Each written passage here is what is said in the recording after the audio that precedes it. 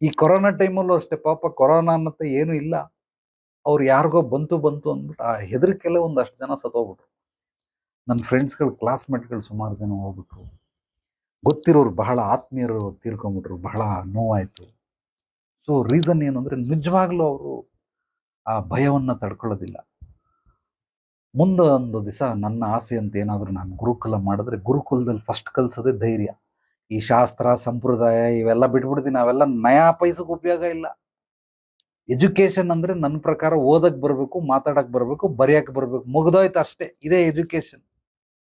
ಇದು ಬಿಟ್ಬಿಟ್ಟು ಆ ಗುರುಕುಲದಲ್ಲಿ ಏನು ಕಲಿಸ್ಕೊಡ್ತೀನಿ ಅಂದರೆ ಧೈರ್ಯವನ್ನು ಹೇಳ್ಕೊಡ್ತೀನಿ. ತೋಳ್ಬಲ, ದೈಹಿಕವಾಗಿ ಅವನು ಬಲಿಷ್ಠನಾಗಿರ್ಬೇಕು, ಮನೋಬಲ, ಆತ್ಮಬಲ, ಈ ಮೂರನ್ನ ಮೂಲವಾಗಿ ಹೇಳ್ಕೊಡ್ಬೇಕು. ಯಾವ ದೆವ್ವ ಭೂತ ಪೀಡೆ ಪಿಚಾಚಿ ಯಾವುದಕ್ಕೆ ಹೆದರಬಾರ್ದು. ಯಾವನೋ ಬ್ಲ್ಯಾಕ್ ಮ್ಯಾಜಿಕ್ ಮಾಡಿಸ್ದ, ಮಣ್ಣು ಹಾಕ್ದ, ರೋಡಲ್ಲಿ ಮೊಟ್ಟೆ ಹೊಡೆದವನೇ, ನಿಂಬೆಹಣ್ಣು ಹಾಕವನೇ, ಇನ್ನೊಂದೇನೋ ಮಾಡ್ಬಿಟ್ಟವ್ರೆ, ಮನೆ ಮುಂದ್ಗಡೆ ಏನೋ ಅರ್ಶಿನ ಕುಂಕುಮ ಬಿದ್ದಿತ್ತು, ಯಾಕೆ ಹೆದರ್ಕೊಳ್ತೀರ? ಅರ್ಶಿನ ಕುಂಕುಮನ ಕಾಲಲ್ಲಿ ಒದ್ದಬೇಕಾದ್ರೂ ಹೋಗ್ಬೋದು ಅವನು. ಆ ಮಟ್ಟಕ್ಕೆ ಧೈರ್ಯವನ್ನ ತುಂಬುವಂತ ಕೆಲಸ ಮಾಡ್ಬೇಕು. ಇದನ್ನ ಶಿಕ್ಷಣ ಅಂತ ಕರೀತಾರೆ. ಇದನ್ನ ಬಿಟ್ಬಿಟ್ಟು ABCD ಟಿಪ್ಪು ಸುಲ್ತಾನ್ ಕತೆ, ಅವನ ಕತೆ, ಇವನ್ ಕತೆ, ಯಾವುದೋ ಕಟ್ಕೊಂಡು ನಮ್ಗೆ ಏನಾಗಬೇಕು, ಯಾವ ರಾಜರ ಕತೆ ಕಟ್ಕೊಂಡು ನಮ್ಗೆ ಏನಾಗಬೇಕು? ಈ ರಾಜರ ಕತೆಗಳನ್ನ ಪಾಠ ಯಾಕೆ ಮಾಡ್ಬೇಕು? ಸುಮ್ಮನೆ ಕತೆ ಮೂಲಕ ಹೇಳಿದ್ರೆ ಮುಗ್ದೋಗ್ಬಿಡ್ತದೆ. ನಮ್ಗೆ ಎಷ್ಟು ಮಲಗ್ಬೇಕಾದ್ರೆ ನಮ್ಮ ತಾಯಿ ಎಷ್ಟು ಕತೆಗಳು ಹೇಳವ್ರೆ. ಪಾಪ ಎಮ್ಮನಿಗೆ ಓದಕ್ ಬರಲ್ಲ, ಸ್ಕೂಲ್ಗೆ ಹೋಗಿಲ್ಲ, ಸುಮ್ಮನೆ ಒಂದೊಂದು ಕೂಡಿಸ್ಕೊಂಡು ಓದಿ ಇವತ್ತು ಪುಸ್ತಕಗಳನ್ನು ಓದೋ ಮಟ್ಟಕ್ಕೆ ಆಗಿದ್ದಾರೆ. ನಮಗೆ ರಾಮಾಯಣ ಮಹಾಭಾರತ ನಾನು ಓದಿಲ್ಲ. ದೊಡ್ಡವನಾದ್ಮೇಲೆ ಗುರುಗಳು ಸಿಕ್ಕದ್ಮೇಲೆ ಓದಿದೆ. ಬಟ್ ಚಿಕ್ಕದ್ರಲ್ಲಿ ನಾನು ಓದಿಲ್ಲ. ಅಮ್ಮ ಓದಿ ಹೇಳ್ತಾ ಇದ್ಲು ನೆಕ್ಸ್ಟ್ ಏನು ಅಂತ. ಅವಾಗ TV ಬರ್ತಾ ಇತ್ತು. ಟಿವಿಲೆಲ್ಲ ಸೀರಿಯಲ್ ಬರ್ತಾ ಇತ್ತು ರಾಮಾಯಣ ಮಹಾಭಾರತ. ಆಮೇಲೆ ಅದನ್ನ ನೋಡಿ ಹಿಂದಿ ಮಾತಾಡೋದು ಕಲ್ತ್ಕೊಂಡಿದ್ದು ರಾಮಾಯಣ ಮಹಾಭಾರತ. ಲಾಕ್ಡೌನ್ ಪೀರಿಯಡಲ್ಲಿ ಮತ್ತೊಂದ್ಸಲ ನೋಡಿದ್ದೀನಿ ರಾಮಾಯಣ ಮಹಾಭಾರತ.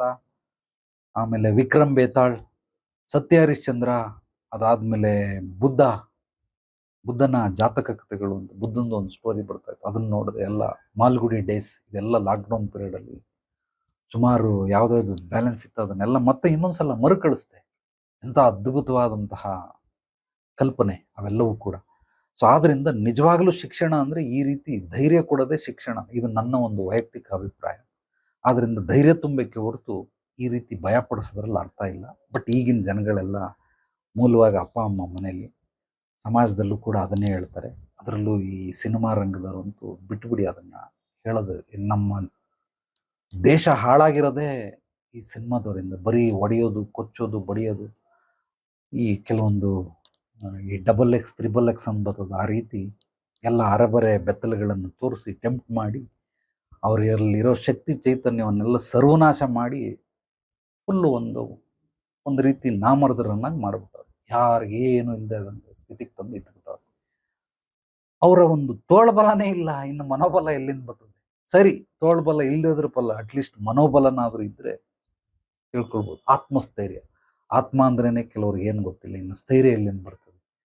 ಧೈರ್ಯ ಬೇರೆ, ಸ್ಥೈರ್ಯ ಬೇರೆ. ಇದೆರಡಕ್ಕೂ ಅಜಗಜಾಂತರ ವ್ಯತ್ಯಾಸ ಇದೆ, ಧೈರ್ಯಕ್ಕೂ ಸ್ಥೈರ್ಯಕ್ಕೂ.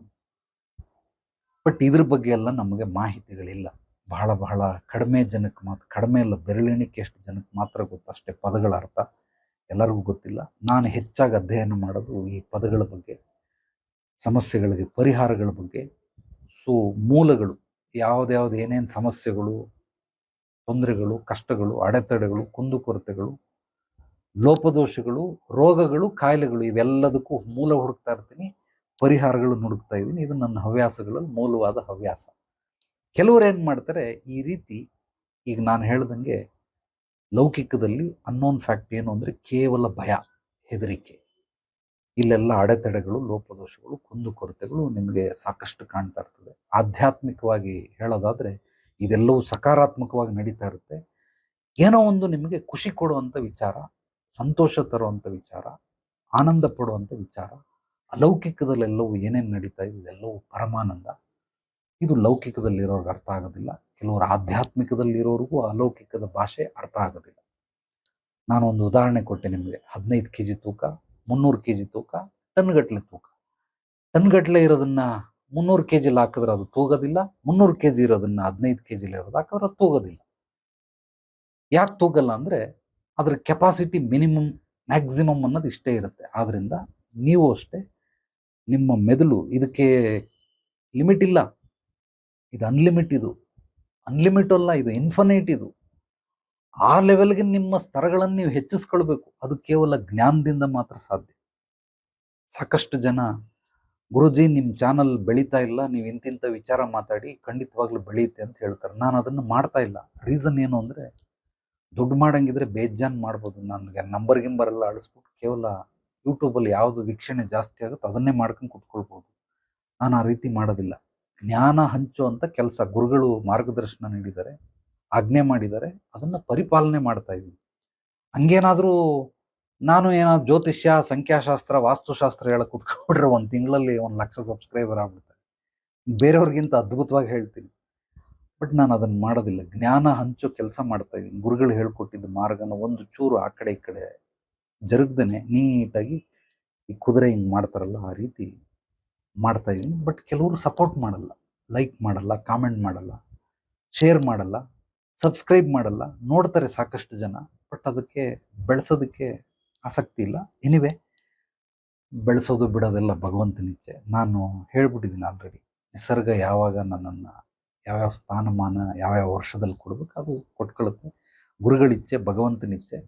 ಆದ್ದರಿಂದ ಮಾಡೋ ಕಾಯಕವನ್ನು ಅತ್ಯದ್ಭುತವಾಗಿ ಶ್ರದ್ಧೆ, ಭಕ್ತಿಯಿಂದ, ನಂಬಿಕೆ, ವಿಶ್ವಾಸದಿಂದ, ಪ್ರೀತಿ, ಗೌರವದಿಂದ ಮಾಡ್ತಾ ಹೋದವನಿಗೆ ಒಂದು ದಿವಸ ಯಾವುದೋ ಒಂದು ರೂಪದಲ್ಲಿ ಅದಕ್ಕೆ ತಕ್ಕಂತಹ ಫಲಿತಾಂಶ ಕೊಟ್ಟೆ ಕೊಡ್ತಾನೆ ಭಗವಂತ, ನಿಸರ್ಗ ಮತ್ತು ಗುರು ಹಿರಿಯರು, ಪೂರ್ವಜರು. ಆದ್ದರಿಂದ ನಾನು ಯಾವುದೇ ರೀತಿ ನಿರಾಪೇಕ್ಷೆ ಅಂತ ಅಂದರೆ ಅಪೇಕ್ಷೆಗಳಿಲ್ಲದೇ ಚಾಚು ತಪ್ಪದೆ ನಿರಂತರವಾಗಿ ಮಾಡ್ಕೊಂಡು ಬರ್ತಾ ಇದ್ದೀನಿ. ಯಾರ್ಯಾರು ಬರ್ತಾರೆ ಅಷ್ಟೇ ಸಂತೋಷ, ಬಂದಷ್ಟು. ಎನಿವೆ, ಸೊ ಇವತ್ತು ಅನ್ನೋನ್ ಫ್ಯಾಕ್ಟ್ ಬಗ್ಗೆ ಸಾಕಷ್ಟು ವಿಚಾರಗಳನ್ನು ತಿಳ್ಕೊಂಡಿದ್ದೀರಾ. ನಿಮಗೂ ಏನಾದರೂ ಈ ರೀತಿ ಘಟನೆಗಳು ನಡೆದಿದ್ರೆ ವಾಯ್ಸ್ ಮೆಸೇಜ್ ಕಳಿಸಿ ಅಥವಾ ಕಾಮೆಂಟ್ ಮಾಡಿ.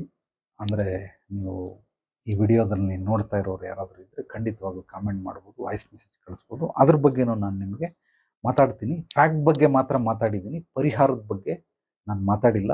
ಏಕೆಂದರೆ ಇದೆಲ್ಲ ಸುಮ್ಮನೆ ತಿಳ್ಕೊಳ್ಳಿ ಅಂತ ಹೇಳಿದ್ದು. ಪರಿಹಾರಗಳನ್ನು ಆ ರೀತಿ ಸಾಮಾಜಿಕವಾಗಿ ಹೇಳೋದಕ್ಕೆ ಸಾಧ್ಯವಿಲ್ಲ. ಒಬ್ರಿಗೆ ಹೇಳಿದ ಪರಿಹಾರ ಇನ್ನೊಬ್ರಿಗೆ ಉಪಯೋಗಕ್ಕೆ ಬರೋದಿಲ್ಲ. ಆದ್ದರಿಂದ ನಾನು ಹೇಳೋ ಪರಿಹಾರಗಳನ್ನು ನೀವೇನೋ ಮಾಡಿ ಅದು ಇನ್ನೊಂದೇನೋ ಬೇರೆ ರೂಪ ಪಡ್ಕೊಂಡು ಅದು ಬೇರೆ ಬೇರೆ ಈ ಥರ ಸಾಕಷ್ಟು ನನ್ನ ಜೀವನದಲ್ಲಿ, ಅಂದರೆ ನನಗೆ ಬರುವಂಥವ್ರು ಯಾರೋ ಒಬ್ಬ ಸ್ನೇಹಿತನಿಗೆ ಹೇಳಿರೋ ಪರಿಹಾರ ಅವನಿಗೆ ಹೇಳ್ತಾ ಇದ್ದೀನಿ. ಇನ್ನೊಬ್ಬ ಕುತ್ಕೊಂಡು ಕೇಳ್ತಾವನೆ. ಇಲ್ಲಿ ಪರಿಹಾರ ಸಮಸ್ಯೆ ಇರೋನು ಒಬ್ಬ, ಇನ್ನೊಬ್ಬ ಜೊತೆಲಿ ಬಂದವನು, ಅವನ ಜೊತೆಗೆ ಹೇಳ್ದೆ. ಇವನೇನ್ ಮಾಡೋವನು ಕೇಳಿಸ್ಕೊಂಡವನು ಇನ್ನೊಬ್ಬ ಊರಲ್ಲಿ ಹೋಗ್ಬಿಟ್ಟು ಒಂದು 10 ಜನಕ್ಕೆ ಹೇಳ್ಬಿಟ್ಟವನೆ, ಇಂತಿಂಥ ಪರಿಹಾರ ಮಾಡ್ಕೊಳ್ಳಿ, ಇಂಥ ಸಮಸ್ಯೆಗೆ ಇದು ಸಿಗ್ತದೆ ಅಂತ. ನನಗೆ ಅಥಾರಿಟಿ ಇದೆ, ಅವನಿಗೆ ಅಥಾರಿಟಿ ಇಲ್ಲ. ಅವನು ಹೋಗಿ ಹೇಳ್ಬಿಟ್ಟವನು. ಅದರಲ್ಲಿ ಇಬ್ರು ನೆಗೆದು ಬಿದ್ದೋಗ್ಬಿಟ್ರು. ಈ ಪರಿಹಾರ ಮಾಡಿ ನೆಗೆದು ಬಿದ್ದು ಅವರು ಅವನನ್ನು ಹಿಡ್ಕೊಂಡವ್ರು. ಅವನು ಬಂದು ನನ್ನನ್ನು ತೋರ್ಸವನೆ, ನಮ್ಮ ಗುರುಗಳು ಹೇಳಿದ್ರು ಅದಕ್ಕೋಸ್ಕರ ಹೇಳಿದೆ ಅಂತ. ಅವ್ರು ಬಂದು ನನ್ನನ್ನು ಕೇಳ್ತಾವ್ರೆ, ನೀವು ಹೆಂಗೆ ಹೇಳಿದ್ರಿ ಅಂತ. ನಾನು ನಿನಗೆ ಹೇಳಿಲ್ಲಪ್ಪ, ಇಂಥ ಪರಿಹಾರ ಹೇಳಿದ್ದು ಕೇವಲ ಇವನಿಗೆ ಮಾತ್ರ. ಪಕ್ಕದಲ್ಲಿದ್ದ ಇವನು ಕೇಳಿಸ್ಕೊಂಡ, ಅದನ್ನ ಬಂದು ನಿಮ್ಗೆ ಹೇಳೋರು, ನೀವು ಮಾಡಿದಿರ 2 ಜೀವಗಳು ಹೋಯ್ತು. ಅದಕ್ಕೆ ನಾನು ಹೊಣೆ ಅಲ್ಲ. ಇಲ್ಲ, ನೀವೇ ಹೊಣೆ. ಬೈದರು. ಅವತ್ತಿಂದ ಗುರುಗಳಿದ್ರು ಅವಾಗ 2010 ಅಕ್ಟೋಬರ್ 18ನೇ ತಾರೀಕುವರೆಗೂ ನನ್ನ ಸಂಪರ್ಕದಲ್ಲಿದ್ದರು. ಇದು ಮುಂಚೆ ನಡೆದಂಥ ಘಟನೆ. ಗುರುಗಳಿಗೆ ಹೋಗಿ ಹೇಳಿದ್ದಕ್ಕೆ ಅವತ್ತು ಹೇಳಿದ್ರು, ಒಬ್ರಿಗೆ ಹೇಳೋ ಪರಿಹಾರಗಳನ್ನು ಇನ್ನೊಬ್ಬರ ಮುಂದೆ ಹೇಳಬೇಡ. ಹಂಗೆ ಹೇಳಂಗಿದ್ರೆ ಕೇವಲ ಗಂಡ ಹೆಂಡತಿ ಮಾತ್ರ ಹೇಳ್ಬೋದು ಹೊರತು, ತಂಗಿನೇ ಆಗಿರಲಿ, ತಂಗಿ ಅಂದರೆ ಒಂದು ಮನೇಲಿ ನೀವು ಯಾರೇ ಇದ್ರೂ ಕೂಡ ಅವ್ರ ಎದುರುಗಡೆ ಹೇಳ್ತೀನಿ. ಅಂದರೆ ಅಪ್ಪ ಅಮ್ಮ ಅಥವಾ ಅಣ್ಣ ತಮ್ಮ ಅತ್ತಿಗೆ ಯಾರಾದರೂ ಇದ್ರೆ ಹೇಳ್ತೀನಿ. ಈಗ ತಮ್ಮ ಒಂದು ಮನೇಲಿದ್ದಾನೆ, ಅಣ್ಣ ಇನ್ನೊಂದು ಮನೇಲಿದ್ದಾನೆ, ನಾನು ಅವನಿಗೆ ಹೇಳೋದಿಲ್ಲ. ಅವನದೇ ಬೇರೆ ಸಂಸಾರ, ಇವನದೇ ಬೇರೆ ಸಂಸಾರ.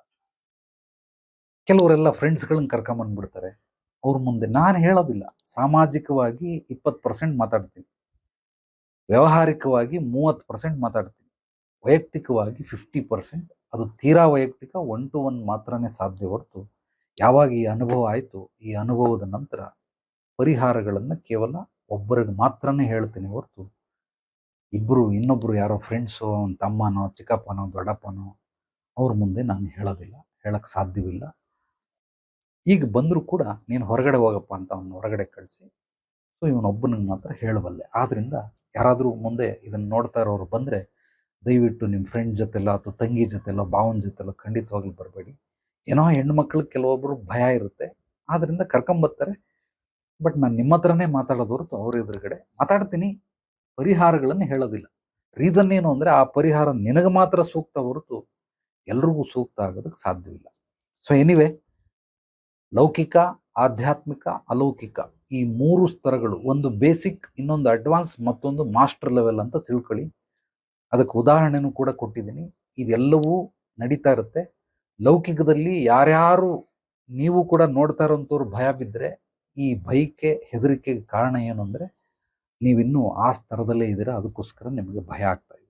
ಅದನ್ನೇನಾದರೂ ನೀವು ಆಧ್ಯಾತ್ಮಿಕವಾಗಿ ಚಿಂತೆ ಮಾಡಿದ್ರೆ ನಿಮಗೆ ಭಯ ಹೋಗ್ಬಿಡುತ್ತೆ. ಅಲ್ಲಿ ನಿಮಗೊಂದು ಕ್ಲಾರಿಟಿ ಸಿಗುತ್ತೆ, ಸ್ಪಷ್ಟತೆ ಸಿಗುತ್ತೆ. ಆ ಸ್ಪಷ್ಟತೆಯಲ್ಲಿ ನಿಮ್ಗೆ ಅತ್ಯದ್ಭುತವಾಗಿ ಬದುಕೋದಕ್ಕೆ ದಾರಿ ಆಗುತ್ತೆ. ಸೊ ಕೆಲವೊಂದು ಘಟನೆಗಳು, ಇನ್ಸಿಡೆಂಟ್ಗಳು ನಡೀತಾ ಇರ್ತವೆ. ಆದ್ದರಿಂದ ಎಲ್ಲರೂ ಏನು ಇಚ್ಛೆ ಪಡ್ತಾರೆ ಅಂದರೆ ಈ ಧೈರ್ಯದಿಂದ ಮುಕ್ತಿ ಹೊಂದಬೇಕು ಅಂದರೆ ನೀವು ಆಧ್ಯಾತ್ಮಿಕ